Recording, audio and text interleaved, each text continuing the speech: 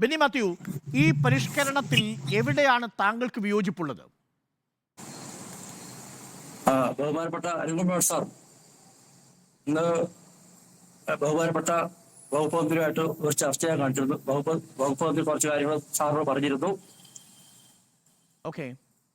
പറഞ്ഞ കാര്യങ്ങൾ പിന്നീട് സംസാരിക്കാം. ഇപ്പൊ നിലവിലുള്ള പ്രശ്നം എന്താണെന്ന് വെച്ചാൽ, നിലവിൽ ഒരു സർക്കുലർ ഇറങ്ങിയിട്ടുണ്ട്.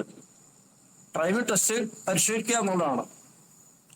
പരിഷ്കരണത്തിൽ ഞങ്ങൾ എതിരല്ല. കാരണം 35 കൊല്ലം മുമ്പുള്ള ഒരു സിലബസ് അനുസരിച്ചാണ് കാര്യങ്ങൾ നടക്കുന്നത്. ഇപ്പം അതിൽ നിന്ന് സാഹചര്യങ്ങൾ മാറുമ്പോഴത്തേന് കുറച്ചുകൂടെ പുരോഗതിയിലേക്കോ അപ്ഡേറ്റ് ചെയ്യുന്നതോ ഞങ്ങൾ എതിരല്ല. പക്ഷെ അതിനുള്ള സാഹചര്യങ്ങൾ ഒരുക്കേണ്ടതുണ്ടായിരുന്നു. അത് സർക്കാരിനെ കൊണ്ട് പറ്റിയില്ല. അപ്പൊ ഞങ്ങൾ തന്നെ ഒരുക്കണമെന്ന് പറഞ്ഞിരുന്നു. അത് അതിനെപ്പറ്റി ഒരു ചർച്ച നടക്കുന്നില്ല. അപ്പൊ ഞങ്ങൾ ഒരുക്കിയാൽ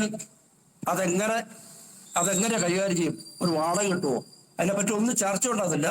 ഡ്രൈവിംഗ് സ്കൂൾ ഉടമകളുമായിട്ട് ഒരു ചർച്ച വെച്ചപ്പോഴത്തിന് ബഹുമാനപ്പെട്ട മന്ത്രി പറഞ്ഞ്, ഞങ്ങൾ പറയാം നിങ്ങളെ കേട്ടാൽ മതി, ഇങ്ങോട്ടൊന്ന് പറയണമെന്ന് പറഞ്ഞാൽ. അതുപോലെ ധിക്കാരമായ രാഷ്ട്രീയമുള്ള ഒരു മറുപടിയാണ് മന്ത്രിയുടെ ഭാഗത്തുണ്ടാകുന്നത്. മന്ത്രി ഇപ്പം നിലവിൽ ഡ്രൈവിംഗ് സ്കൂളുകാരോടൊരു വൈരാഗ്യ ബുദ്ധിമുട്ടാണ്. അദ്ദേഹത്തിന്റെ വ്യക്തിപരമായും വൈകാരികമായ ഒരു രീതിയിലാണ് ഇത് കൈകാര്യം ചെയ്യുന്നത്. അത് എല്ലാവർക്കും മനസ്സിലാവുന്നുണ്ട്. മാധ്യമങ്ങൾക്ക് ഉൾപ്പെടെ മനസ്സിലാവുന്നുണ്ടെങ്കിൽ മനസ്സിലാവുന്നത്. പിന്നെ സർക്കുലറിലേക്ക് വരാം. സർക്കുലറിൽ പറഞ്ഞിരിക്കുന്ന കാര്യങ്ങൾ ടെസ്റ്റ് പരിഷ്കരണം ഞങ്ങൾ വിയോജിപ്പില്ല. കാരണം കാലോചിതമായ മാറ്റങ്ങൾ ഉണ്ടാവണം.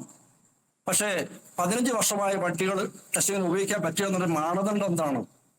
അദ്ദേഹം പറയേണ്ടത് അത് ആധുനിക രീതിയിലുള്ള പവർ സ്റ്റിയറിങ്ങോ പവർ ബ്രേക്കോ ഉള്ള വണ്ടിയിൽ ടെസ്റ്റ് നടക്കുമ്പോൾ പറഞ്ഞാൽ കുഴപ്പമില്ലായിരുന്നു.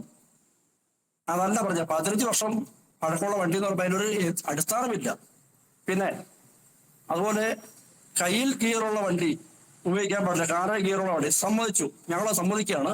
പക്ഷെ കയ്യിൽ ഗിയറുള്ള വണ്ടി ഞങ്ങൾ ഉപയോഗിക്കുന്ന കാരണം എന്താണെന്നറിയാമോ? 35 കൊല്ലം മുമ്പ് പഴക്കമുള്ള ഒരു കാര്യമാണ് അവിടെ. അന്ന് 8-നുള്ള അളവ്, 8 എടുക്കേണ്ട അളവ് അതാണ്.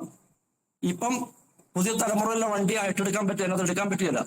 പുതിയ തലമുറയുള്ള വണ്ടിയായിരുന്നു തിരികെ എടുക്കാൻ പറ്റത്തില്ല. അതുകൊണ്ടാണ് ഞങ്ങൾ പഴയ വണ്ടി തപ്പി പിടിച്ച് അതിനകത്ത് പഴയ പാർട്സ് കിട്ടുകയില്ലാത്ത പോലെ ഞങ്ങളത് കൊണ്ടുപോയി ചെയ്യുന്നത്.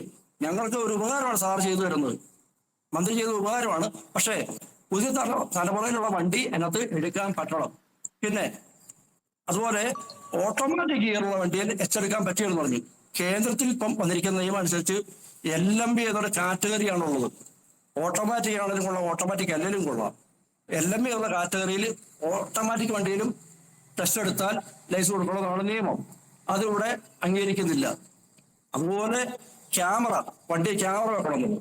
ആ ക്യാമറ വെക്കുന്ന അത് പ്രായോഗികമായ ഒരു കാര്യമല്ല. അതുപോലെ സ്ലോട്ടിന്റെ കാര്യം ഇപ്പൊ കേരളത്തിലെ സാഹചര്യം അനുസരിച്ച് വടക്കേണ്ടിയ പോലും അല്ല. വടക്കേണ്ടിയിൽ ലൈസൻസ് ഉണ്ടെങ്കിലും കൊള്ളാം, ഇല്ലെങ്കിലും കൊള്ളാം. വണ്ടിക്ക് രജിസ്ട്രേഷൻ ഇല്ലെങ്കിലും കൊള്ളാം, ഉണ്ടെങ്കിലും കൊള്ളാം. നമ്മൾ കണ്ടിട്ടുണ്ട്, ഒരു 2 വീലർ കാറോ ലോറി വെച്ച് കെട്ടിയോണ്ട് അവർ കൊണ്ടുപോകുന്നുണ്ട്. അവിടെ ഒന്നും ആരും പ്രശ്നമില്ല. അതൊക്കെ ശരിയാണ് ബെന്നിമത്യു. പക്ഷെ അതൊന്നും അത്ര ആശാസ്യമോ ആരോഗ്യകരമോ ആയ ഒരു ട്രാൻസ്പോർട്ട് സംസ്കാരമല്ല ബെന്നിമത്യു. എന്റെ കൺസേൺ അതല്ല. ഇപ്പോൾ നിലവിലിരിക്കുന്ന ഈ പരീക്ഷണത്തിന്, ഡ്രൈവിംഗ് ടെസ്റ്റിന് പരിമിതികൾ ഏറെയുണ്ടല്ലോ. അത് മാറേണ്ടതാണ് എന്ന അഭിപ്രായം ബെന്നി മാത്യുവിനുണ്ട്. അതെങ്ങനെയാ മാറുക? കൂടുതൽ സമയം ഉദ്യോഗസ്ഥർ ഈ ഡ്രൈവിംഗ് ടെസ്റ്റ് നിരീക്ഷിക്കണം. ഇപ്പോൾ 6 മണിക്കൂർ കൊണ്ട് 100 വരെ കടത്തിവിടുന്ന ഒരു രീതിയിൽ നിന്ന് മാറി അത് 30 പേരിലേക്ക് മാറ്റുമ്പോൾ കുറച്ചുകൂടി സമയം കിട്ടും MVAയ്ക്കും AMVAയ്ക്കും ഈ പറയുന്ന ഉദ്യോഗാർത്ഥികളെ, പരീക്ഷാർത്ഥികളെ കൂടുതൽ സൂക്ഷ്മമായി നിരീക്ഷിക്കാൻ. അതിന് നിങ്ങൾ എതിര് നിൽക്കുന്നത് എന്തിനാണ് ബെന്നി? അല്ലല്ല, അവിടെ ഒരു പ്രശ്നമുണ്ട്. അവിടെ പ്രശ്നം പറഞ്ഞാൽ 120 വരെ ഒരു ഉദ്യോഗസ്ഥൻ പരിശോധിച്ചെന്നാണ് പറയുന്നത്. അങ്ങനെയല്ല.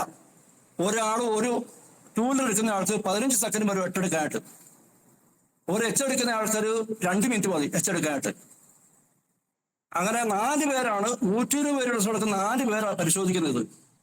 അല്ലല്ല, അത് വേറെ. ഇതല്ല, ഒരു AMVയുടെയും ഒരു MVAയുടെയും, അതായത് 2 പേരടങ്ങുന്ന ഒരു യൂണിറ്റ് ഒരു ദിവസം 100 ടെസ്റ്റ് നടത്തിവിട്ടു 6 മണിക്കൂറിൽ എന്നുള്ളതാണ് സർക്കാർ നേരത്തെ ഉയർത്തിയ ആക്ഷേപം. നേരത്തെ നമ്മൾ ആ ഉദ്യോഗസ്ഥാർത്ഥികളുടെ ടെസ്റ്റും കണ്ടതാണ്. അപ്പോൾ അങ്ങനെ സംഭവം നടന്നിട്ടുണ്ട്. പക്ഷേ ഇവിടെ നിങ്ങൾ അതിന് എതിര് നിൽക്കുന്നത് എന്തിനാണ്? കൂടുതൽ സമയം എടുത്ത് തന്നെ ഈ ടെസ്റ്റ് നടത്തട്ടെ, കൂടുതൽ സമയം സൂക്ഷ്മമായി അത് നിരീക്ഷിക്കട്ടെ. എതിര് നിൽക്കുന്നില്ല. നിലവിലുള്ള ആ സംഭവത്തെ അല്ലാതെ നിങ്ങളും നെഗറ്റീവായിട്ട് എടുക്കുമല്ലേ? അതുകൊണ്ട് അതിനെ ഒന്ന് ക്ലാരിഫൈ ചെയ്യണം. അതുകൊണ്ട് ഞാൻ പറയുകയാണ്, ഇപ്പൊ പറയുമ്പോഴത്തേന് എങ്ങനെയാണ് നടത്തിയത് ചോദിക്കുന്നത്.